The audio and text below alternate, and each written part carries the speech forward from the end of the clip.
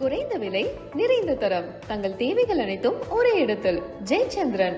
Chennai Samartha Group of Institution, India's gold medal college, 25,000 students placed so far.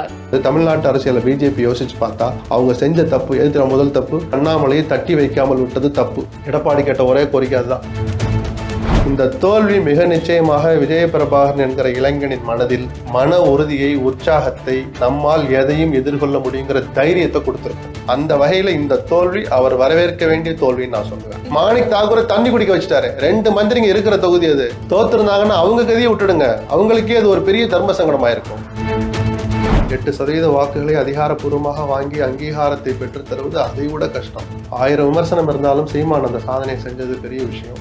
நம்ம ஏன் 10-15 போக மாட்டோம்னு சீமான் முதல்ல சுய பரிசோதனை பண்ணணும் இல்லையா? சின்னம் ஒரு விஷயமே இல்லை. சீமானுக்கு உள்ள ஓட்டு விழும். சோப்பு, சீப்பு, கம்பு எது வச்சாலும் ஓட்டு போடுவான். ஏன்னா போடுறதெல்லாம் யங்ஸ்டர்ஸ். அவனுக்கு தெரியும் எந்த மிஷின்ல எத்தனை அதுன்னு அறிவுள்ளவன். போட்டான், நிரூபிச்சிட்டான். ஆனா மக்களும் சேர்ந்து போட்டாதான் ஒரு அடுத்த கட்டத்துக்கு போகணும். அப்படி போறதுக்கு என்ன வழின்னு இனிமேலாவது சீமான் சிந்திக்கணும். பப்புன்னு கிண்டல் பண்ணீங்களே ராகுல, பிஜேபி அதிர்ச்சி அடைய செய்கிற அளவுக்கு காங்கிரசும் இந்தியா கூட்டணியும் ஜெயிச்சிருக்கிறேன். ஆட்சியை பிடிக்க முடியல கவலை துளி கூட ராகுல் முகத்திலேயோ கார்கே முகத்திலேயோ நான் பார்க்கல. ராமர் கோயில கட்டினா இந்தியாவே எங்கேயோ போயிடுன்ற மாதிரி அவங்க கிளப்புன பெப்பு கொஞ்சமா நெஞ்சமா அந்த தொகுதியிலே தோக்குறாங்க. எல்லாம் சரிதான், ஒரு இடம் கூட ஜெயிக்கலையே. இன்னைக்கு நம்ம வெறும் நிதிஷையும் வரையும் நம்ப வேண்டியிருக்கு. நம்ம உதவி பண்ண எடப்பாடி 4 வருஷம் நம்ம உதவி பண்ணி அவர் ஆட்சியை தொடர உதவணும். அந்த எடப்பாடிக்கு இன்னைக்கு 10 இருந்தா அந்த 10 நமக்கு உதவுமே. வணக்கம் சார். வணக்கம். தேர்தல் முடிவுகள்லாம் வந்துருச்சு. இந்த தேர்தல் முடிவுகள் நிறைய ஆச்சரியங்களையும் கொடுத்துருக்கு கூடவே அப்படிங்கிறத தான் பார்க்க முடியுது. நம்ம அதை பற்றி பேசுறதுக்கு முன்னாடி என்டிஏக்கு கிடைத்த இந்த வெற்றியாக இருக்கட்டும், இல்லை இந்தியா கூட்டணிக்கு கிடைத்த இந்த வெற்றியாக இருக்கட்டும், இது சரிசமமாக தான் இப்போ பார்க்கப்படுது. இவங்க தோல்வி அடைஞ்சிட்டாங்க, வெற்றி அடைஞ்சிட்டாங்கிறதெல்லாம் இங்கே பேசப்படலை. அவங்கவுங்க கட்சிகள் இதை வெற்றியாக தான் கொண்டாடிட்டு இருக்காங்க. மக்கள் அளித்த இந்த விஷயம், இதை நம்ம எப்படி எடுத்துக்கலாம்? மக்கள் கொடுத்த பதில் எப்படி எடுத்துக்கலாம்? முதல்ல இந்த கருத்து கணிப்புகள் ஜனநாயகத்துக்கு விரோதமானது, தனி மனித சுதந்திரத்துக்கு விரோதமானது, சில தனிநபர்களை சந்தோஷிப்பதற்காக சில கார்ப்பரேட் நிறுவனங்கள் நடத்துகிற யோக்கியமற்ற செயல் நான் தொடர்ந்து சொன்னேன். ஏன்னா கருத்து கணிப்புக்கு தான் தாக்கத்தை ஏற்படுத்துகிற வலிமை இருக்கு. எக்ஸிட் போலுக்கு தாக்கம் ஏற்படுது, மக்கள் மனசுல தாக்கத்தை ஏற்படுது. ஏன்னா போலிங் எல்லாம் முடிஞ்சிடுது. ஒரு நாள் வேணா ஷேர் மார்க்கெட்ல அன்னைக்கு ஒருவேளை லீவ் இல்லைன்னா ஒரு தாக்கத்தை ஏற்படுத்தலாமே தவிர மக்களுடைய மனங்கள்ல எக்ஸிட் போல் பண்றதில்லை. இன்னைக்கு அவங்க தான் எக்ஸ்போஸ் ஆகி நிற்கிறாங்க. அதுவும் எடுபடலை. எத்தகைய கருத்து கணிப்புகளாக இருந்தாலும் +or- 3% அல்லது 5%க்குள்ள அனுமதிக்கப்பட்டது இருக்கு. இவ்வளவு பெரிய டிஃபரன்ஸ் வரப்போது இந்நேரம் தங்களோட ஒளிபரப்ப கூட வேண்டாம். ஒரு ட்விட்டர் ஹேண்டல்லையாவது நாங்க மக்கள் கிட்ட மன்னிப்பு கேட்டுக்கிறோம் வருத்தம் யாராவது ஒருத்தர் accept axis my India MD அழுததை தவிர யாராவது ஒருத்தர் கேட்டாங்களா? அப்ப மக்களை நீங்க மதிக்கிற லட்சணம் இதானா? இஷ்டத்துக்கு நீங்க என்ன வேணாலும் சொல்லிட்டு போயிடுவீங்க.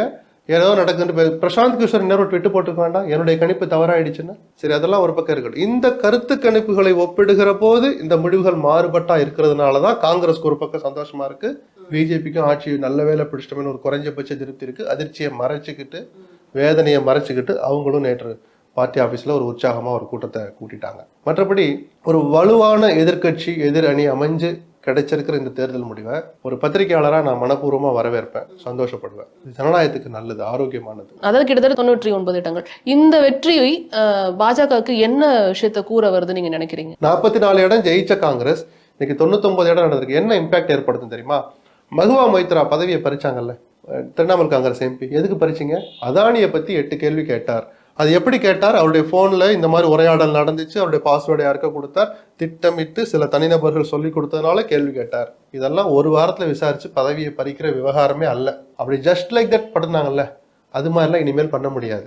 எதிர்கட்சிகளை தூக்கி வெளியில போட்டு நீ இருந்தா இல்லாட்டி போன்னு சபையை நடத்தினாங்கல்ல, இனிமேல் அது நடக்காது. குறைஞ்சபட்ச மெஜாரிட்டி, 3/2 மெஜாரிட்டி உள்ள சட்ட திருத்தங்கள் தேவைப்படுகிற அந்த மெஜாரிட்டி இருக்குல்ல, பல விஷயங்களுக்கு தேவைப்படும். காங்கிரஸை அனுசரித்து, எதிர்கட்சிகளை அனுசரித்து தான் போக வேண்டிய கட்டாயம் இப்போ மோடி அரசாங்கத்திற்கு. 90% அவர்கள் தான் ஆட்சி அமைப்பாங்கன்னு நினைக்கிறேன். அதன்படி பார்த்தா அந்த அரசுக்கு இந்த கட்டாயம் எழுந்திருக்கிறதுல, இதனாலதான் நான் ஜனநாயகத்துக்கு ஆரோக்கியமானு சொன்னேன். யாரையும் நீங்க இடது கையால டீல் பண்ண முடியாது. உரிய மரியாதையை அங்கீகாரத்தை கொடுத்துதான் ஆகணும். அந்த இம்பாக்ட் தான் முதல் பிரதானமான இம்பாக்ட் நான் சொல்லுவேன். ஏன் இதை நான் கேட்குறேன் அப்படின்னா, காங்கிரஸோடைய இந்த ஒரு முன்னேற்றத்தை பற்றி பேசணும் அப்படின்னா, அவங்க பேசின விஷயங்கள், தேர்தல் பிரச்சாரத்தின் போது பாரதிய ஜனதா கட்சி தலைவர்கள் பேசின விஷயங்கள் காங்கிரஸ் கட்சின்னு ஒன்று இல்லாமலே போகும். போன எலெக்ஷன்ல சொன்னார், நான் அப்பவே சொன்னேன், இது சர்வாதிகாரமான பேச்சு, ஜனநாயகத்துக்கு விரோதமான பேச்சுன்னு. எந்த முக்துன்ற வார்த்தையை பயன்படுத்துறதுக்கு எவருக்கும் அதிகாரம் கிடையாது. அந்த காங்கிரஸோட நான் பலமிக்கவா நான் மாறுவேன், காங்கிரஸ் என் வாழ்நாளில் ஒரு நாள் கூட ஆட்சி அதிகாரத்துக்கு வர முடியாதுன்னு நீங்க சவால் விடலாம், செயல்படுத்தியும் காட்டலாம். ஆனால் காங்கிரஸே இல்லாத இந்தியாவை உருவாக்குன்னு சொல்ல சர்வாதிகாரத்தின் உச்சம். அந்த சர்வாதிகாரத்துக்கும் ஆணவத்துக்கும் கன்னத்துல அரைஞ்ச மாதிரி, பொலிட்டிக்கலா அரைஞ்ச மாதிரி தான் அந்த தேர்தல் முடிவுகள் இருந்திருக்கு. அப்படி சொன்ன காங்கிரஸ் இன்னைக்கு எழுச்சி பெற்றுக்கிறத யாராவது மறுக்க முடியுமா? பப்புன்னு கிண்டல் பண்ணீங்களே ராகுல, அவர் நீங்க பிரதமர் பதவி கொடுக்க வேண்டாம். அப்படி பப்புன்னு கிண்டல் பண்ற அளவுக்கான குடும்பத்தை சேர்ந்தவர் அவர் அல்ல.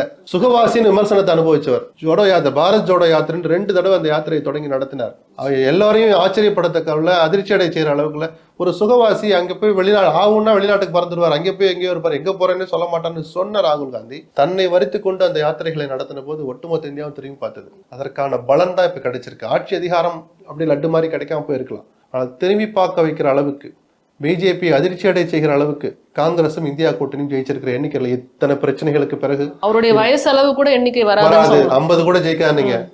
இன்னைக்கு கிட்டத்தட்ட 100 இடம் ஜெயிச்சுட்டாங்களே. அந்த அணி 230 ஜெயிச்சு எந்த கருத்து கணிப்பு எல்லாம் பொய்யாக்கி, எது ஒண்ணுமே சரியா சொல்லல, அத்தனையும் பொய்யாக்கி அவங்க 200 தாண்டி 30-35 இடங்கள் ஜெயிக்கிற அளவுக்கு போனது. அதுவும் நேத்து செய்தியாளர்கள் சந்திப்புல ராகுல் பேசின விஷயங்கள், அதாவது இத்தனை தடைகளுக்கு மத்தியில சிபிஐக்கும் இடிக்கும் அந்த அரசமைப்புல இயங்கக்கூடிய இந்த விஷயங்களுக்கும் எதிராக நாங்க இந்த வெற்றியை பதிவு பண்றோம் அப்படிங்கிறது தான் அவர் சொன்ன விஷயம். அவங்களுக்கு சந்தோஷத்தை கொடுத்திருக்கு. ஆட்சியை பிடிக்க முடியல கவலை துளி கூட ராகுல் முகத்திலேயோ கார்கே முகத்திலேயோ நான் பார்க்கல. மம்தா நேத்து பேசுறப்போது கூட அவ்வளவு உறுதியா தான் சொன்னார். ரொம்ப ஒரு உற்சாகத்தோட அதே துணிச்சலோட தான் பிரதமரை பதவி விட்டு இறங்க சொன்னார். அந்த கோரிக்கை ஏதோ எதிர்கட்சி தலைவருக்கு சும்மா வழக்கமா சொல்றதா நான் பார்க்கல. தார்மீகங்கிற வார்த்தையை பிரதானமா வச்சு பார்த்தா மம்தானுடைய வார்த்தைகள் அவ்வளவு நியாயம் இருக்கு. ஏன்னா தார்மீகப்படி உத்தரப்பிரதேச மாநிலத்துல பிஜேபி அடைந்த அதிர்ச்சிகரமான தோல்விக்கு மோடி தான் பொறுப்பேற்கணும். நாடு முழுக்க அவர் போய் பிரச்சாரம் பண்ணது மோடிங்கிற தன்னை முன்னிலைப்படுத்தா தான் செய்த சாதனைகள், தன் அரசு செய்த சாதனைகள் அவர் சொல்லி காமிச்சுக்கிட்டே வந்திருக்காரு. தான் அரசு செய்த சாதனைகள் எதையா சொன்னாராங்கிறதா அடுத்த கேள்வி. அது அப்புறம் வரட்டும். நான் மோடியோட கேரண்டி மோடி மோடி மோடின்னு ஒரு பிம்பத்தை கட்டமைச்சிங்களா, அந்த பிம்பம் உடைத்து எறியப்பட்டது. இன்னைக்கு குறைஞ்சபட்ச மெஜாரிட்டிக்கே 2 பேருக்கு போன் போடுற நிலைமையில கொண்டாந்து வச்சுட்டாங்களா. அதனாலதான் அந்த பிம்பம் உடைக்கப்பட்டதுன்னு யோகேந்திர யாதவும் அதைத்தான் சொல்றார், மம்தா போன்ற அரசியல் கட்சி தலைவர்களும் அதைத்தான் சொல்றாங்க. அந்த விமர்சனம் தான் இன்னைக்கு சுப்பிரமணிய சாமி ட்வீட்ல நிக்குது. மோடி பதவி விலகணும், மற்றவங்க துரத்துறதுக்கு முன்னாடி நீங்களே வெளியிடுங்க அப்படி. தார்மீகத்தை பெருசா நினைச்சா ஒருவரும் அப்படிதான் எடுப்பாங்க. ஒண்ணு பிராக்டிக்கலா பார்த்தா கடந்த 10 வருஷமா மோடி அனுபவிச்ச அதிகாரம் இருக்குல்ல, யாருக்கும் கேள்வி கேட்காம, யாருக்கும் பதில் சொல்லணும் அவசியம் இல்லாம சுயமா முடிவெடுத்து, நாட்டினுடைய நலனும் அதுல நிறைய இருக்கு, நான் மறுக்கவே மாட்டேன். எல்லா முடிவுகளையும் சுயமாக உறுதிப்பட எடுத்தவர். அமல்படுத்திட்டு தான் நாட்டுக்கே சொன்னார் சில விஷயங்களை, அல்லது அமல்படுத்துற போது அவர் அறிவிக்கிற போது தான் தெரியும். அந்த அளவுக்கு ரகசியமா சில முடிவுகள் எல்லாம் எடுத்தார். 370 ஆகட்டும், டிமானிட்டைசேஷன் ஆகட்டும், அவ்வளவு ரகசியம் காத்து அவர் ஏதோ நல்லதை நினைச்சுதான் அதெல்லாம் பண்ணார். அப்படிலாம் முடிவெடுத்து பழக்கப்பட்ட மோடிக்கு இப்ப அவர் 3வது முறை ஆட்சி அமைத்தால் புது சிலபஸா இருக்கும். எதுனாலும் கேட்கணும். நீங்க பொருளாதார ரீதியாக ஒரு சீரமைப்பு விஷயங்களை பண்றதுன்னா என்ன, விலைவாசிகள் உயர்வுகள்ல விலைவாசியில தாக்கத்தை ஏற்படுத்துகிற முடிவுகளை மனம் போனபடி எடுக்க முடியாது. கேட்டு செய்யணும், செய்யலாமான்னு கேட்கணும், ஒப்புதல் வாங்கணும், அல்லது செஞ்சுட்டு ஒப்புதலுக்கு அலையணும். இதெல்லாம் நமக்கு தேவையா? நம்ம 10 வருஷம் வேற மாதிரி அதிகாரத்தை அனுபவிச்சோமே அப்படின்னு மோடி நினைத்தால் அவர் மனசுலயே ஒரு மாற்றம் வரலாம். சரி, நான் இல்லை, யாராவது ஒருத்தர் வாங்க அப்படின்னு சொல்றதுக்கு ஒரு 5% சான்ஸ் இருக்கு. இப்ப என்டிஏ கூட்டணி பத்தி நம்ம மறுபடியும் பேச வேண்டியதுல இருக்கும். ஏன்னா இப்ப சந்திரபாபு நாயுடு மற்றும் நிதிஷ்குமார் அவர்கள் தான் கிங் மேக்கர் அப்படிங்கிற மாதிரி சொல்லிக்கிட்டு இருக்காங்க.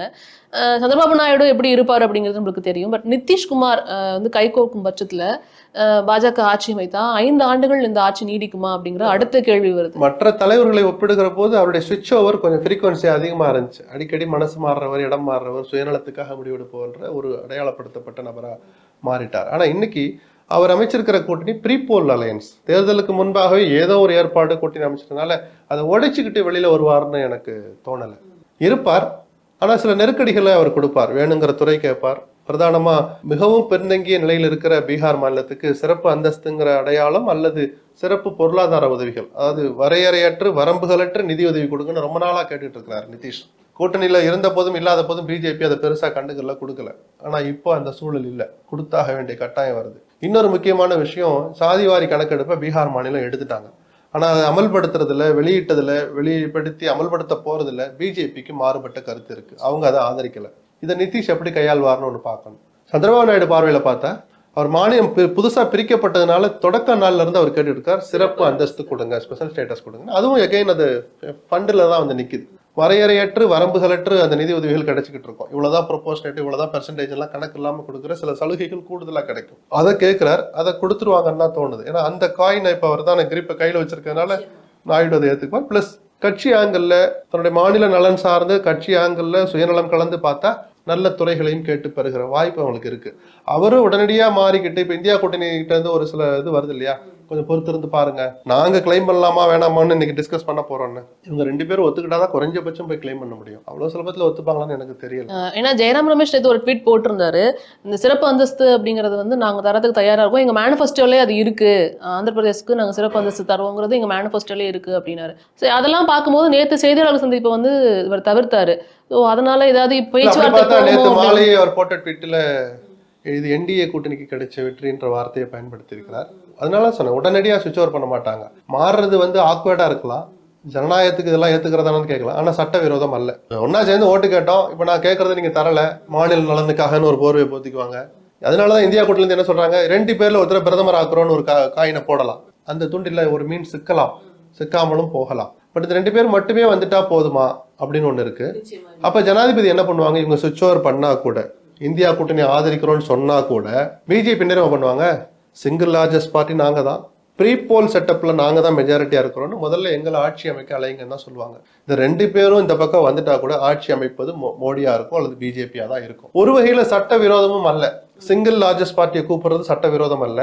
தேர்தலுக்கு முந்தைய கூட்டணிக்கு கூடுதல் வாய்ப்பு இருக்கு, மெஜாரிட்டி நிரூபி இருக்குன்னா அவங்களை கூப்பிடுறதும் சட்டத்துக்கு உட்பட்டது தான். ஸோ சட்டவிரோதமா பிஜேபியை கூப்பிட போறாங்கலாம் நம்ம போய் சொல்லக்கூடாது. இவ்வளோ விஷயங்கள் பேசிட்டு இருக்கோம். இப்போ திருப்பி நம்ம அண்ணாமலை பத்தி பேசும்போது சில விஷயங்கள் பேசியாக வேண்டும். அவரும் வந்து பல செய்தியாளர்கள் சந்திப்பா இருக்கட்டும், எல்லா இடங்கள்லயும் வந்து அவர் பேசின விஷயங்கள் பரபரப்புக்குள்ளான ஒரு விஷயமா எழுதி வச்சுக்கோங்க. ஆமா, தென் தமிழகத்துல எடுத்து வச்சு யாரும் காலரை பிடிச்சு கேட்க போறது இல்ல, அரசியல் இதெல்லாம் சகஜம்னு மக்கள் மறந்துட்டு போயிடுவாங்க. அவ்வளவு சவால் விட்டுருக்க வேண்டியதில்லை, விடலாம். நீங்க பாருங்க சார், பொறுத்திருந்து பாருங்க சார் அப்படின்ட்டு கைக்குள்ள இருக்கிறத மூடியே தான் வச்சிருக்கணும், தவிர இப்படி திறந்து காட்டிடக்கூடாது. நீ பொறுத்திருந்து பாருங்கன்ட்டு போயிட்டே இருக்கணும். அந்த பக்குவத்தை இந்த முடிவுகள் அண்ணாமலைக்கு கொடுத்தா நான் சந்தோஷப்படுவேன். அதிகாரமும் எவ்வளவு நாளைக்கு இருக்க போகுது? ஆனானப்பட்ட மோடியுடைய பிம்பமே உடைஞ்சு சுக்குநேரம் ஆயிடுச்சே, மோடி பிம்பம் காணாம போயிடுச்சு, உடைக்கப்பட்டு விட்டது, சிதறடிக்கப்பட்டு விட்டது. மம்தா சொன்ன வார்த்தை சும்மா போற போக்குல சொன்னது இல்ல, உங்க பிம்பம் உடஞ்சிருச்சுன்னாங்க. நிஜம் அது. உத்தரப்பிரதேசத்துல கன்னத்துல அரைஞ்சிட்டாங்க. ராமர் கோயில கட்டினா இந்தியாவே எங்கேயோ போயிடுன்ற மாதிரி அவங்க கிளப்புன பெப்பு கொஞ்சமா நெஞ்சமா அந்த தொகுதியிலே தோக்குறாங்க. ஆணவத்தோடு சவால் விட்ட ஸ்மிருதி இரானியுடைய கன்னத்துல அமைதி மக்கள் அரைஞ்சிருக்கிறாங்க அரசியல் ரீதியா. நான் ரொம்ப சந்தோஷப்படுவேன். இதுக்கும் பெயர்பட்ட அமைச்சர்கள் பதவி இது பாதி இடம் கூட அந்த மாநிலத்தை ஜெயிக்க முடியல. அதனாலதான் மம்தா சொன்ன வார்த்தை, தார்மீக அடிப்படையில் நீங்க பதவி விலகணும். ஏன்னா உத்தரப்பிரதேச தேர்தல் தோல்விக்கு மோடி தான் பொறுப்பேற்கணும். அப்படி நினைச்சு பார்த்தாருன்னா ஸ்டெப் டவுன் பண்ணலாம். 5% சான்ஸ் இருக்கு. என்ன நடக்குன்னு பார்ப்போம். தமிழகத்தை வந்து பார்க்கணும்னு நினைக்கிறேன். ஏன்னா 40க்கு 40, 40ம் நம்மதே நாடும் நம்மதே தான் அப்படிங்கிறது தான் திமுகவுடைய கொள்கையா இருந்தது. 40ஐயும் ஸ்வீப் பண்ணிட்டாங்க. இதுல வந்து பெரிதும் எதிர்பார்க்கப்பட்ட சில நட்சத்திர வேட்பாளர்கள், ஃபார் எக்ஸாம்பிள் பாஜகல இருந்து களமிறக்கப்பட்ட நட்சத்திர வேட்பாளர்கள் அண்ணாமலையா இருக்கட்டும், தமிழிசை சவுந்தரராஜனாக இருக்கட்டும், இது போன்ற வேட்பாளர்கள் வந்து பின்னடைவு சந்திச்சிருக்கிறதுக்கான சூழ்நிலையை பார்க்க முடியுது. இதை பத்தி நீங்க என்ன நினைக்கிறீங்க சார்? இல்லை, தமிழ்நாட்டில் மோடி எதிர்ப்பு, பிஜேபி எதிர்ப்பு உணர்வு இன்னும் குறையல, மாறாக ஒரு ஸ்டெப் அதிகரிச்சிருக்குன்னு தான் நான் பார்க்குறேன். கடந்த தேர்தலில் கூட ஒரு இடம் ஜெயிச்சாரு தேனியில் அதிமுக. இப்போ அதுவும் இல்லைன்னு ஆகிப்போச்சு. 40 லட்சத்திற்கும் மேற்பட்ட வாக்குகளை பெற்றிருக்காங்க பிஜேபி. முதல்ல இந்த பார்வையை பார்த்தேன். 40க்கு 40 ஸ்வீப்புங்கிறது எதனால வந்துச்சு? பிஜேபி எதிர்ப்பு உணர்வு. இப்போ அவங்க 10% ஓட்டு வாங்கினதான் சொல்றாரு அவர். அது உண்மை அல்ல. 23 தொகுதியை மட்டும் கூட்டி அது பிஜேபியுடைய ஓட்டுன்னு சொல்லக்கூடாது. பிஜேபி அணிக்கு கிடைச்ச ஓட்டு அது. இன்னும் இருக்கிற 17 தொகுதியும் சேர்த்து 40லையும் கூட்டின பிறகு புதுச்சேரியை கூட விட்டுடுங்க, தமிழ்நாட்டில் 39 தொகுதியிலையும் பிஜேபி அணியினர் பெற்ற, அது தினகரன் ஆகட்டும், சௌமியாவாகட்டும், ஓபிஎஸ் ஆகட்டும், ஜான் பாண்டியன், ஏசிஎஸ், இவங்க எல்லாருடைய ஓட்டுகளையும் கூட்டி வச்சு அந்த அணி பெற்ற வாக்குகள் தான் பெர்சன்டேஜை பார்க்கணுமே தவிர பிஜேபி போட்டியிட்ட 23 இடங்களில் 10 இதை தாண்டிடுச்சு, 10% தாண்டிட்டோம்னு சொல்றது நேர்மையும் அல்ல, உண்மையும் அல்ல. அப்படின்லாம் சொல்லிட்டு நீங்க இதை பிரிச்சிங்கன்னா இதுதான் எங்க வாக்கு வங்கின்னு சொன்னா கூட என் பார்வையில குறைஞ்சது 8% வந்துடும் பிஜேபிக்கு.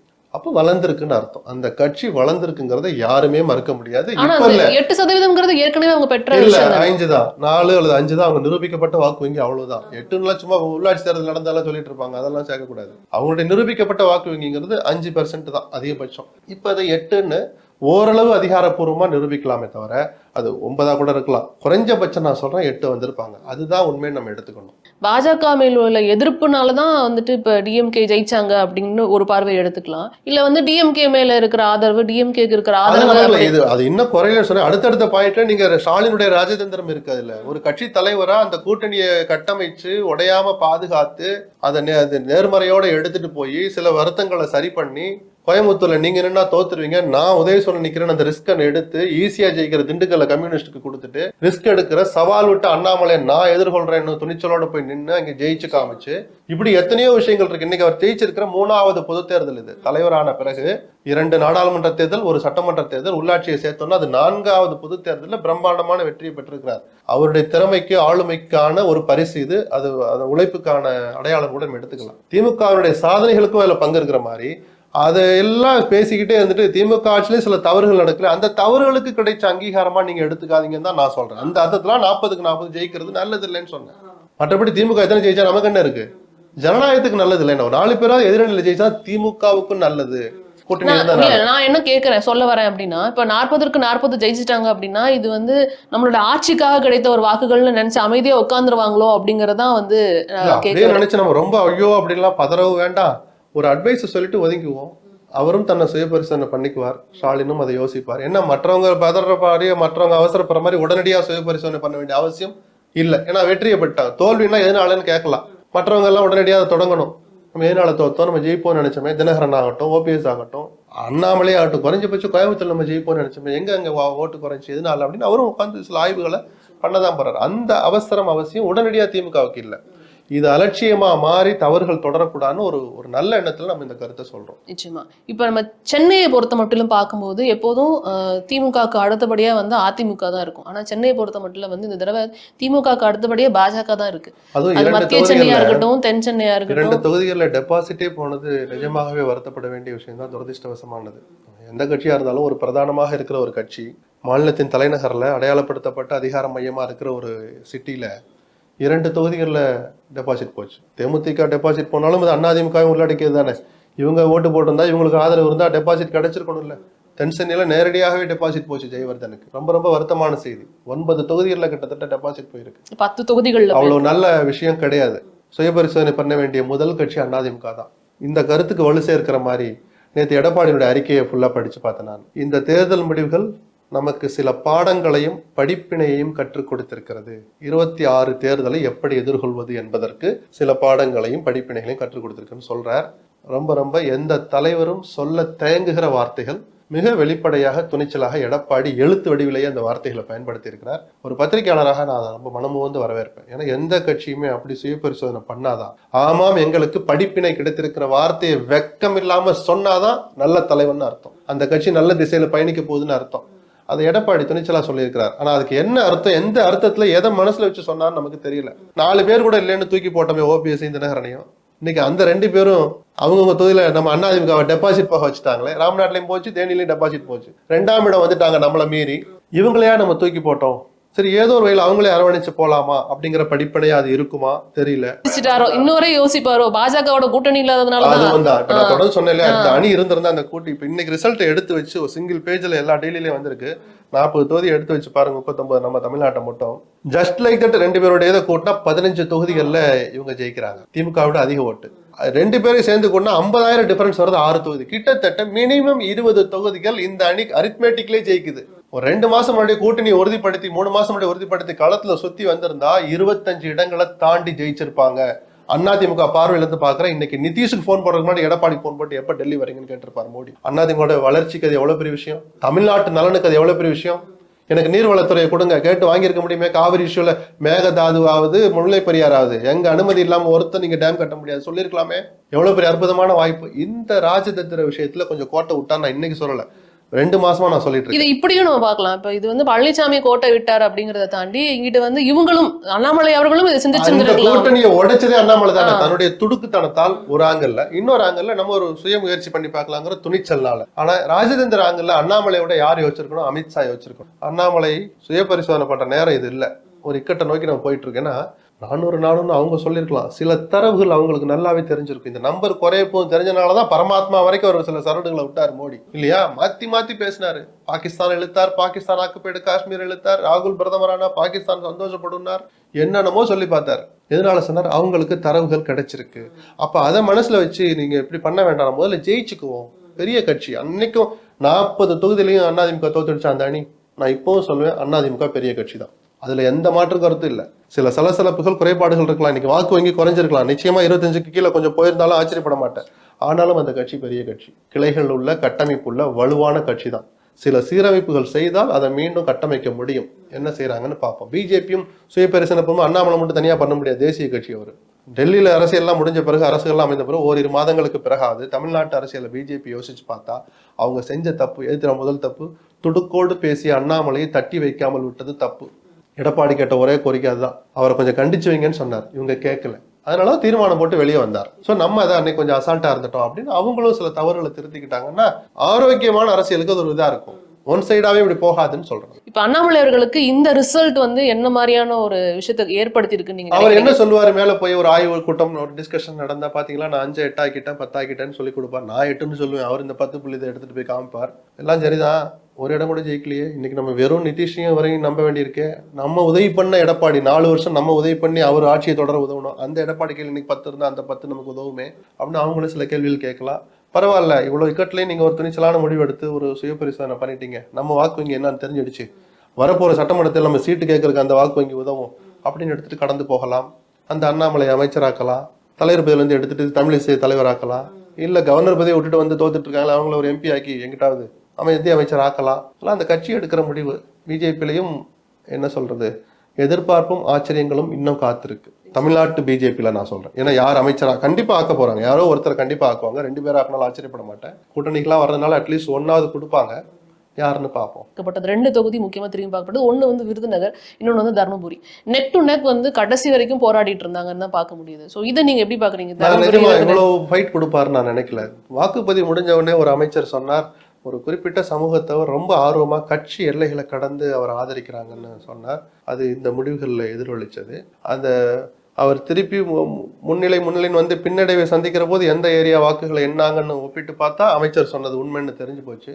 ஆனாலும் கூட நெருக்கத்துல வர்றாரு, 500 1000 4000 மேல போறாரு, கீழே வராம்போது பிரேமலதா போய் தியானம் இருந்தாங்க. விஜயகாந்த் கிட்ட ஒரு பதில கேட்டிருப்பாங்க, விஜயகாந்த் கிட்ட வேண்டியிருப்பாங்க. அந்த வேண்டுதலுடைய முடிவு தோல்வி கிடைச்சிருக்கு. அதுவும் வேண்டுதல் பலிச்சதுன்னு தான் நான் எடுத்துக்குவேன். வெற்றி கிடைச்சிருந்தா கூட இந்த சின்ன வயசுல அவர் கொஞ்சம் தடமாறியோ அல்லது ஒரு என்ன சொல்றது பொறுப்பு உணர்வை முழுமையா புரிஞ்சு கொள்ளாமல் இருந்திருக்க வாய்ப்பு இருந்திருக்கு. ஆனால் இந்த தோல்வி மிக நிச்சயமாக விஜய பிரபாகரன் என்கிற இளைஞனின் மனதில் மன உறுதியை, உற்சாகத்தை, நம்மால் எதையும் எதிர்கொள்ள முடியுங்கிற தைரியத்தை கொடுத்திருக்கும். அந்த வகையில இந்த தோல்வி அவர் வரவேற்க வேண்டிய தோல்வின்னு நான் சொல்லுவேன். பல பாடங்களை, பக்குவங்களை, மன தைரியத்தை கொடுக்கும். பல பேர் ஆச்சரியப்பட்டாரு. மாணிக் தாக்கூரை தண்ணி குடிக்க வச்சுட்டாரு. 2 மந்திரிங்க இருக்கிற தொகுதி அது. தோத்திருந்தாங்கன்னா அவங்க கதையை விட்டுடுங்க, அவங்களுக்கே அது ஒரு பெரிய தர்ம சங்கடமாயிருக்கும். இவ்வளவு நெருக்கடியை கொடுத்ததுங்கிறது வேட்பாளருக்கும் இருக்கிற ஒரு ஈடுபாட்டையும், அவங்களுக்கு இருக்கிற செல்வாக்கு, அவர் மீதான மக்களின் பார்வை எல்லாமே அடங்கியிருக்கு. வெறும் அரித்மேட்டிக் மட்டும் பார்க்க கூடாது. அப்படி பார்த்தா மற்ற தொகுதியில எல்லாம் ஜஸ்ட் லைக் தட் விட்டு கொடுத்துட்டு போன மாதிரி இருந்த முடிவுகள் டிஃபரன்ஸ் அங்கே இவ்வளவு நெருக்கடியை கொடுத்துடுச்சே. அதே போல சௌமியா அவனுடைய தோல்வியும் கூட துரதிஷ்டம் தான் சொல்லணும். ஏன்னா அந்த பொண்ணுங்க அவங்க போய் பிரச்சாரம் பண்ண விதம், கம்யூனலா பிரச்சாரம் எடுத்துட்டு போனாங்கன்னா கூட ஒரு பெண்ணாக இருந்து துணிச்சலாக அந்த பிரச்சாரத்தை எதிர்கொண்டு ஆளுங்கட்சியை மீறி இவ்வளவு தூரம் வந்து பண்ணதை நம்ம பாராட்ட தான் வேணும். இதுலயும் அவங்க சில பாடங்களை கத்துட்டு இருப்பாங்க. எங்க தவறு பண்ணோம், எங்க நம்ம கோட்டை விட்டோம், யார் நம்பி ஏமாத்தினா, அவங்களும் ஆய்வுகள் பண்ணுவாங்க. நெருக்கடியை கொடுத்ததுல நம்ம அவங்கள வாழ்த்தலாம், பாராட்டலாம். நம்ம பேசிட்டு இருந்த விஷயத்துல ஒரு விஷயம் நம்ம குறிப்பா பேசணும்னு நான் நினைக்கிறேன். நாம் தமிழர் அது இப்ப அங்கீகாரம் பெற்ற ஒரு கட்சியா நல்ல விஷயம். இந்த காலத்துல, சவாலான காலத்துல ஒரு கட்சியை நடத்திட்டு போறதே கஷ்டம். 8% வாக்குகளை அதிகாரப்பூர்வமாக வாங்கி அங்கீகாரத்தை பெற்று தருவது அதை விட கஷ்டம். 1000 விமர்சனம் இருந்தாலும் சீமான் அந்த சாதனை செஞ்சது பெரிய விஷயம். இவ்வளவு நடந்தும் நானே ஒரு 10% ஈஸியா தாண்டிடுவார்னு நினைச்சேன். நான் அதை தொட முடியல அவரால். ஆனால் 8 தக்க வைக்கிறது சாதாரண விஷயம் இல்லை, வாழ்த்தலாம். நம்ம ஏன் 10 15ன்னு போக மாட்டோம்னு சீமான் முதல்ல சுய பரிசோதனை பண்ணணும். நம்ம கிட்ட என்ன தவறு இருக்கு, நம்ம எதையாவது தேவையில்லாத சொல்றோமா, இல்ல தேவைப்படுறது சொல்லாம இருக்கிறோமா, மக்கள் ஏன் நம்ம கிட்ட வராம இருக்கிறாங்க? நான் சொன்னேன் இல்லையா, சின்னம் ஒரு விஷயமே இல்லை. சீமானுக்கு உள்ள ஓட்டு விழும். அது மைக்கு, சோப்பு, சீப்பு, கம்பு எது வச்சாலும் ஓட்டு போடுவான். ஏன்னா போடுறதெல்லாம் யங்ஸ்டர்ஸ். அவனுக்கு தெரியும் எந்த மிஷின்ல எத்தனை ஆகுதுன்னு அறிவுள்ளவன். போட்டான், நிரூபிச்சிட்டான். ஆனால் மக்களும் சேர்ந்து போட்டால் தான் ஒரு அடுத்த கட்டத்துக்கு போக முடியும். அப்படி போகிறதுக்கு என்ன வழின்னு இனிமேலாவது சீமான் சிந்திக்கணும். தொடர்ந்து என்ன நடக்குதுங்கிறத பொறுத்து இருந்து பார்க்கலாம். உங்களோட நேரத்திற்கு ரொம்ப நன்றி. நன்றி. குறைந்த விலை, நிறைந்த தரம், தங்கள் தேவைகள் அனைத்தும் ஒரே இடத்தில். Jayachandran. Chennai Samartha Group of Institution, India Gold Medal College, 25,000 students placed so far.